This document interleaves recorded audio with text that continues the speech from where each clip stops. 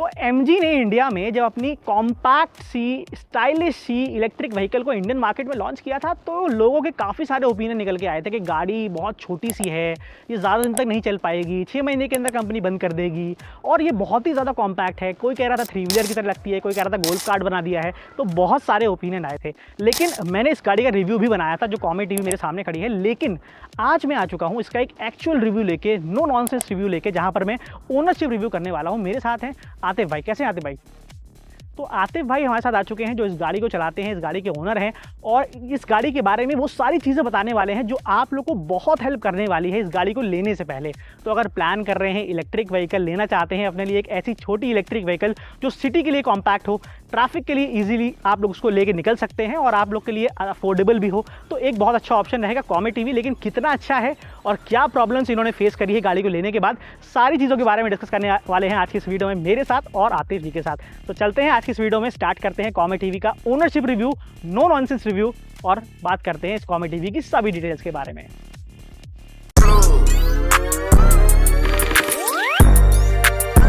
तो भाई सबसे पहला सवाल तो मेरा इस गाड़ी के साथ ये रहेगा कि जब आपने ये गाड़ी ली थी तो इंडिया में MG की एक ही इलेक्ट्रिक गाड़ी आती थी, MG ZS EV। उसके बाद कॉमेट टीवी को लेके आया गया जो कि कॉम्पैक्ट सी थी, सिटी के लिए बनाई गई थी और ऐसी गाड़ी बनाई गई थी जो लोग सिटी में लेके इजीली चला सकें। तो भाई क्या सोचा आपने इस गाड़ी को लेने से पहले? और ये तो बहुत नया व्हीकल था, कोई फीडबैक भी नहीं था मार्केट में, तो क्या सोच के लिया आपने, क्या पर्पस था आपको लेने का?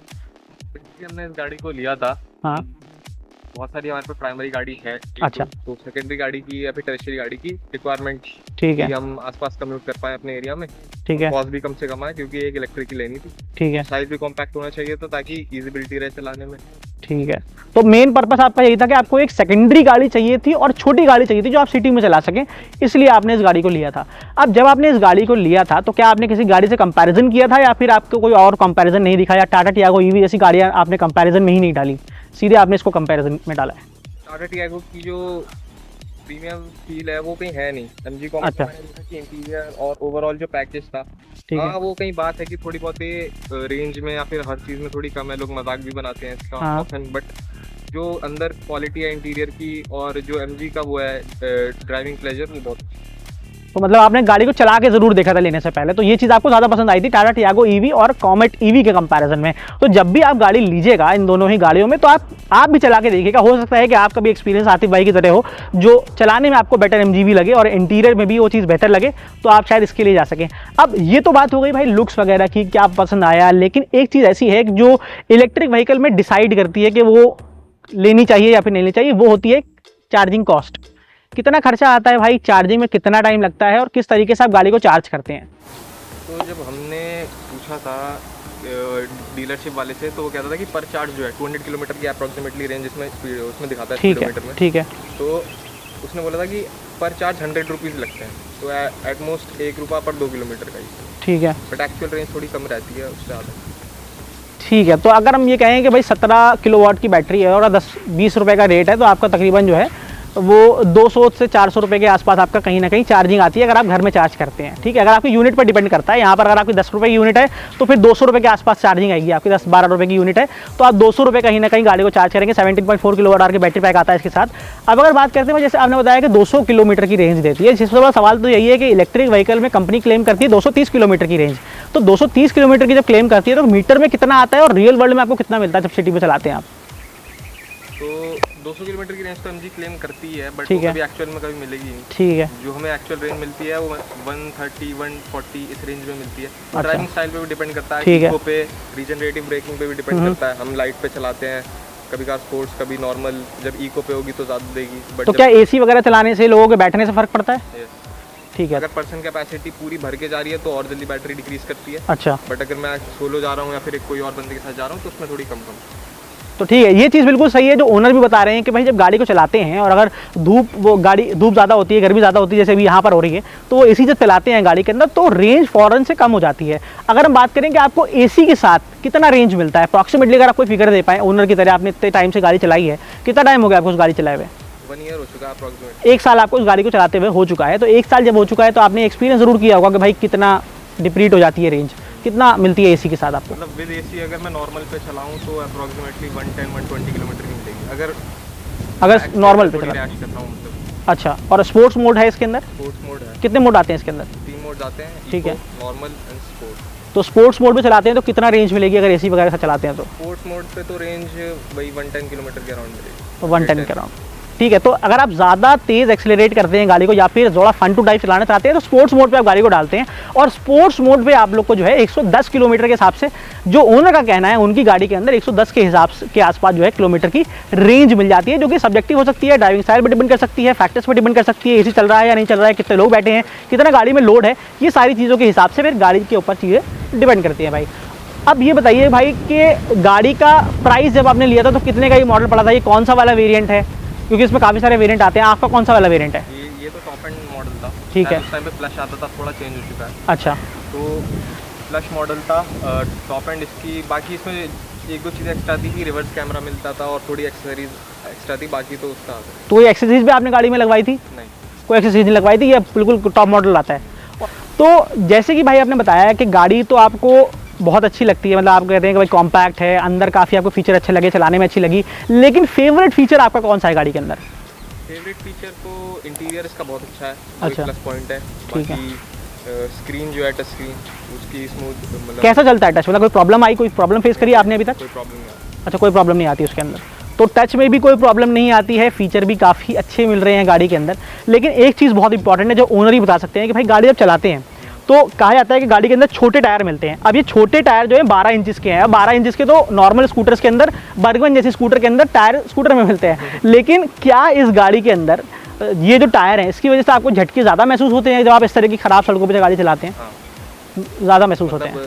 टायर छोटे होने की वजह से ऐसा लगता है कि कभी कभार किसी मतलब बहुत ही लो एंड गाड़ी, सस्पेंशन थोड़ा अजीब है, ख़राब है। अच्छा, बहुत ज़्यादा वॉइस आती है, अगर म्यूज़िक प्ले ना करो तो और ज़्यादा वॉइस आती है। अच्छा, तो म्यूज़िक प्ले करना पड़ता है उसके चक्कर में, और ना बहुत ज़्यादा कैबिन के अंदर आवाज़ आती है। तो कैबिन के अंदर आवाज़ भी बहुत आती है। ये चीज़ एक पता चली है कमी के गाड़ी के अंदर छोटे टायर होने की वजह से सस्पेंशन ज़्यादा फील होते हैं, क्योंकि ज़्यादा ग्राउंड क्लियरेंस भी नहीं है गाड़ी के अंदर, और वो चीज़ फील होगी।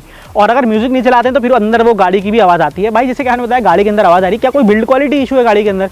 बिल्ड क्वालिटी कैसी है गाड़ी के अंदर? कोई स्क्रैच वगैरह, कोई डेंट वगैरह आया हो, या फिर आपने कुछ सही करवाया है, कुछ देखा हो? बिल्ड क्वालिटी अच्छी है, डोर्स की भी और ओवरऑल फेंडर हर जगह की बिल्ड क्वालिटी अच्छी है, बस आगे की बिल्ड क्वालिटी मुझे थोड़ी अच्छी नहीं लगी। जैसे क्या चीज़ आपको नहीं अच्छी लगी? बम्पर देते हैं तो वो थोड़ा फ्लिमजी सा है। तो मतलब यहाँ तक जो बम्पर दिया गया है वो प्लास्टिक का मिल रहा है, और यहाँ से गाड़ी जो है वो यहाँ पर फाइबर ही फील हो रही है गाड़ी पूरी। वैसे बाकी यहाँ पर जो है मेटल मिल रहा है, यहाँ पर लोहा मिल रहा है, बट यहाँ पर जो है गाड़ी वो प्लास्टिक है। तो अब ये गाड़ी थोड़ी आपको चला के देखना पड़ता होगा भाई कहीं ठुक ना जाए, गाड़ी प्लास्टिक की है। कभी आपने रिपेयर कराया गाड़ी को, कोई एक्सीडेंटल कॉस्ट, कोई चीज़? अच्छा, आपने गाड़ी को कभी मेंटेनेंस में डाला है? कोई इसके मेंटेनेंस कॉस्ट आई है जो कस्टमर ही बता सकता है कि भाई मैंने इसको शोरूम में ले गया था, मेंटेनेंस करवाई? तो 1 ईयर हुआ, तो अभी तो जितनी सर्विस थी वो तो कंपनी की तरफ। तो कोई सर्विस भी आपको मिली थी? क्या सर्विस कराई थी आपने? प्लान लिया था? 3 ईयर सर्विस प्लान था।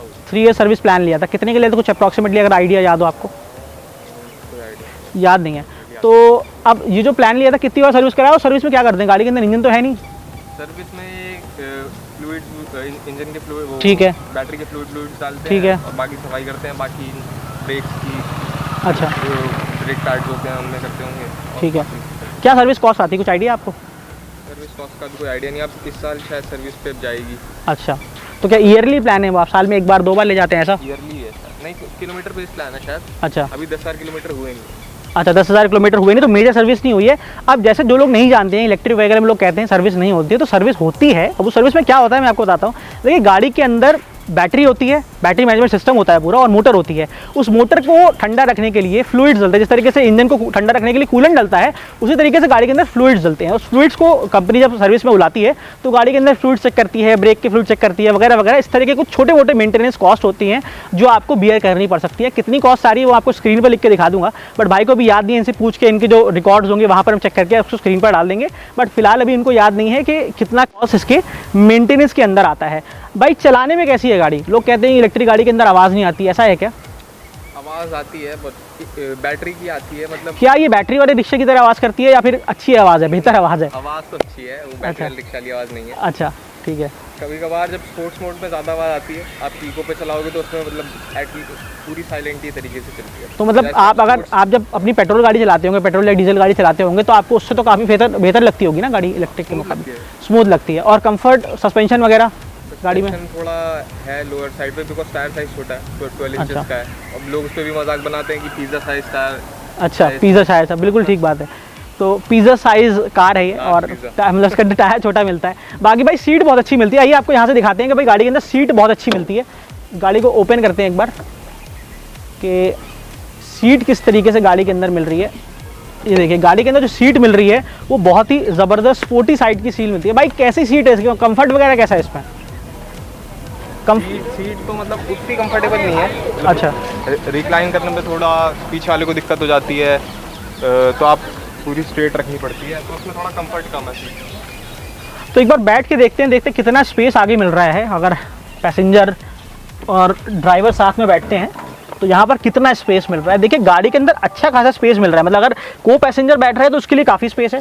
यहाँ पर बीच में भी स्पेस है। कोई यहाँ पर बीच में सेंटर कंसोल नहीं है जिससे आपका पैर यहाँ पर फंसे, तो यहाँ पर क्लैरिटी काफ़ी है। और यहाँ पर आप देख रहे हैं कि इंफोटेनमेंट यहाँ बड़ा मिल रहा है। बाकी यहाँ पर भी अच्छे खासे स्पेस मिल रहे हैं। बाकी आपको इंटीरियर को भी हम डिटेल में दिखाएंगे। बाकी बात करते हैं भाई गाड़ी के अंदर मेंटेनेंस में। आपने बताया कि मेंटेनेंस की कॉस्ट तो अभी याद नहीं है, लेकिन कोई एक्सीडेंटल इसके अंदर हुआ हो, कोई कॉस्ट आपने लगाई हो, एक्सीडेंट वगैरह हुआ हो गाड़ी का कोई? अभी कोई कॉस्ट तो एक्सीडेंटल कोई उसमें मतलब लगाई नहीं। अगर हम आपसे पूछें कि आपका गाड़ी के साथ कैसा एक्सपीरियंस रहा है, क्या आप गाड़ी किसी को रिकमेंड करना चाहती हैं इन फ्यूचर में? अगर डिटेल में आप थोड़ा सा बताना चाहें कि इलेक्ट्रिक व्हीकल्स में क्या क्या प्रॉब्लम आती हैं आपने जो फेस करी हो, तो वो चीज़ें आप एक बार बताएं, थोड़ा सा ऑडियंस को हेल्प हो जाएगी गाड़ी खरीदने में। तो MG कॉमेट एक बहुत अच्छी गाड़ी है। अगर आपको लेनी है तो सेकेंडरी और टर्शरी कार, बट ठीक है। प्राइमरी कार के लिए मैं इसको रिकमेंड नहीं करूँगा। अगर आपके पास एक प्राइमरी कार है इंटरनल कंबशन इंजन वाली, पेट्रोल डीजल वाली, तो आप इसको उसके ऊपर ले सकते हो as a commuting vehicle, but primary vehicle की तरह आप इसको नहीं ले सकते हो। रेंज के इशू आएंगे। AC चार्जर मिलता है, DC चार्जर भी नहीं मिलता कि आप कहीं बाहर जाके चार्ज कर लो। और यही इशू है इसका सबसे बड़ा कि चार्जिंग टाइम बहुत ज़्यादा है। कितना चार्जिंग टाइम लगता है भाई चार्ज करने में? 6 आवर्स पूरा? मतलब अगर आपने पूरा वॉच किया है इसको 6 घंटा लगता है पूरा, तो 6 घंटा लगता है। और MG कॉमेट EV में बहुत बड़ी प्रॉब्लम ये है कि उसके अंदर AC चार्जर आता है, यानी स्लो चार्जर आता है। DC चार्जर जो चार्जिंग स्टेशन पे लगे होते हैं, बड़े बड़े 50-60 किलोवाट के चार्जर जो होते हैं, वो इस गाड़ी में नहीं लगते, क्योंकि यहाँ पर पोर्ट वगैरह नहीं दिया गया है। कंपनी ने गाड़ी को कंपैटिबल नहीं बनाया है DC चार्जर के साथ। उसके लिए फिर आपको दूसरी गाड़ियाँ लेनी पड़ेंगी जो बाकी इलेक्ट्रिक व्हीकल्स MG के अंदर आती हैं। इसके अंदर स्लो चार्जिंग ऑप्शन मिलता है, जो भाई ने बताया कि एक बहुत बड़ी कमी है। और क्या कमी रखती है भाई गाड़ी के अंदर? कोई कॉन्स जो आप बताना चाहें जो बहुत इंपॉर्टेंट हो? बाकी स्पीकर की क्वालिटी उसकी अच्छी नहीं है। स्पीकर की क्वालिटी भी अच्छी नहीं है? कोई किसी कंपनी के फिटेड मिलते हैं इसके अंदर स्पीकर? ये अपने ही क्लेम करता है। अच्छा। 2 स्पीकर और 2 ट्विटर आते हैं, लेकिन वो सिग्नेचर क्वालिटी है नहीं, मतलब उसमें मज़ा नहीं अच्छा आता। ठीक है। तो मतलब स्पीकर की भी क्वालिटी भाई को अच्छी नहीं लगती है। और क्या चीज़ें अच्छी लगती हैं ओवरऑल गाड़ी में अगर बात करें? ओवरऑल गाड़ी में स्टीयरिंग बहुत लाइट है। ठीक है। और उसकी फील अच्छी है, ड्राइव क्वालिटी अच्छी है, और बस साइज़ छोटा है, मतलब कहीं से मनूवर करने के लिए कैपेबल है कि कहीं से भी निकल। ठीक है। तो मतलब कॉम्पैक्ट है कार, सिटी के लिए बहुत अच्छी है। अगर छोटी फैमिली है तब भी आप लोग इस गाड़ी के लिए जा सकते हैं। लेकिन आप अगर सिटी में चला रहे हैं तभी इस गाड़ी को लीजिएगा, क्योंकि भाई बता रहे हैं कि 200 किलोमीटर के आसपास ही मैक्सिमम रेंज मिलती है। तो 200 किलोमीटर के आसपास अगर रेंज मिल रही है तो फिर रियल वर्ल्ड में भी और कम हो जाती है इसे चलाने के बाद। 150-160 मिलती है, तो रेंज कम है। लेकिन क्या एक ऐसा रीज़न है जिसकी वजह से गाड़ी कोई ख़रीदे और कोई ना ख़रीदे? क्या रीज़न है? एक रीज़न बता दीजिए अपने हिसाब से। पहला रीज़न तो यही है कि अगर आपको रेंज एंजाइटी नहीं है, ठीक है, अगर रेंज एंजाइटी वाले लोग हैं तो वो तो परचेज़ नहीं कर पाएंगे, वो तो पेट्रोल या फिर डीजल की गाड़ी को इसके ऊपर लेके। ठीक है। उसके हिसाब से प्लानिंग भी करनी पड़ती है कि आपको कितनी दूर जाना है, क्या ये गाड़ी सफिशिएंट है वहाँ पे जाने के लिए, क्या इसकी रेंज चल पाएगी, तो ये सब देखना पड़ता है। तो उसके लिए एक थोड़ा इसका कौन है अच्छा, कि कहीं भी नहीं लेके जा सकते इसको, कहीं भी जा सकते, बट ग्राउंड क्लियरेंस अच्छी है। अच्छा, तो अगर किसी एरिया में जा रहा हूँ मैं, मतलब रिमोट एरिया में या फिर रफ टाइप एरिया में जहाँ पे थोड़े ऑफ रोडिंग करनी पड़ सकती है, तो उसके लिए कैपेबल है। ठीक है। और पॉजिटिव चीज़ इसकी मुझे ये लगी कि हेडलाइट का थ्रो जो है वो थोड़ा अच्छा, मतलब छोटी गाड़ी के हिसाब से लोग समझते हैं कि हेडलाइट का थ्रो अच्छा नहीं है, और लेकिन हेडलाइट किया सेल्टोस या फिर क्रेटा से कम्पीट करती है। ठीक है।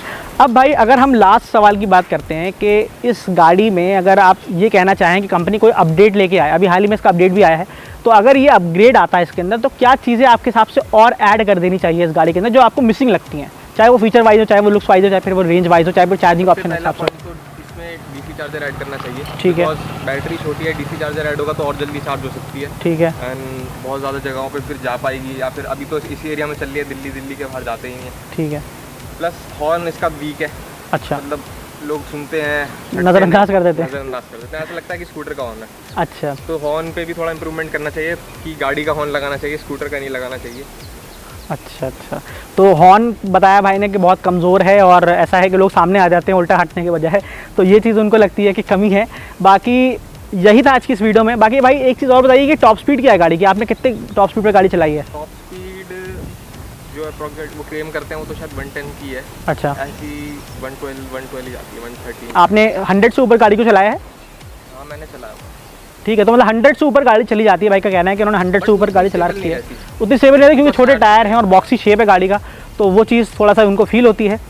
बाकी ये सही था आज की इस वीडियो में, जहाँ पर हमने एक रॉ फॉर्मेट में एक कॉन्वर्सेशनल पॉइंट की तरह आपको सारी चीज़ें समझाई कि गाड़ी के अंदर क्या क्या चीज़ें मिलती हैं, और ये बहुत डिटेल में हमने आपको चला के नहीं दिखाया है, बाइक के पास ज़्यादा टाइम नहीं है, ये हमारे सब्सक्राइबर ही हैं और इन्होंने जिस तरीके से अप्रोच किया है ओनरशिप रिव्यू के लिए, आप लोग भी अप्रोच कर सकते हैं। आप लोग गूगल फॉर्म मिल जाएगा डिस्क्रिप्शन में, जहाँ पर आप लोग अपना गूगल फॉर्म भर के वहाँ पर बता सकते हैं कि आपको भी अपनी गाड़ी का ओनरशिप रिव्यू लेना है। आप फिर हम लोग मिल सकते हैं या फिर आप इंस्टाग्राम पे डीएम कर सकते हैं, मोटोनॉमिक्स 1 पर जाकर हम आपकी गाड़ी का ओनरशिप रिव्यू बनाएंगे। कोई अच्छा एक्सपीरियंस, पूरा एक्सपीरियंस आप शेयर करना चाहते हैं वो हम ज़रूर शेयर करेंगे और बिल्कुल अनफिल्टर्ड शेयर करेंगे। भाई आपको कैसा लगा हमसे बात करके? आपने सारी चीज़ें आपकी बिल्कुल सही बताई हैं, कोई छुपाया नहीं, कोई आपसे कोई हमने स्क्रिप्टिंग तो नहीं करी। मैंने अपना ट्रुथ बताया जो गाड़ी क्या है, ठीक है, जो उसके प्रॉज हैं कौन से, वो सारे एक्यूरेट बताए हैं। ब्लाइंड स्पॉट का एक और था इसका, ठीक है। ब्लाइंड स्पॉट बहुत बड़ा है, ये अच्छा। दिक्कत भी बहुत आती है लोगों को, ठीक है, क्योंकि इसका ए पैनल ये जो है ए पिलर बहुत बड़ा है इसका। हाँ, ए पिलर। ठीक है ठीक है, तो गाड़ी का जो पिलर है वो भी बहुत बड़ा है और भाई को चलाने में भी मज़ा आता है गाड़ी, और हमारे साथ बात करने में भी मज़ा आई होगा, उम्मीद है। तो आज की इस वीडियो में भाई बहुत बहुत शुक्रिया, थैंक यू सो मच हमें टाइम देने के लिए। आज की इस वीडियो में यही था। अगर ये वीडियो पसंद आई हो तो लाइक करिएगा, मोटोनॉमिक्स पहली बार आए हैं एक बार दबा के सब्सक्राइब कर दीजिएगा। मिलते हैं नेक्स्ट वीडियो, तब तक के लिए ड्राइव सेफ, राइड हार्ड।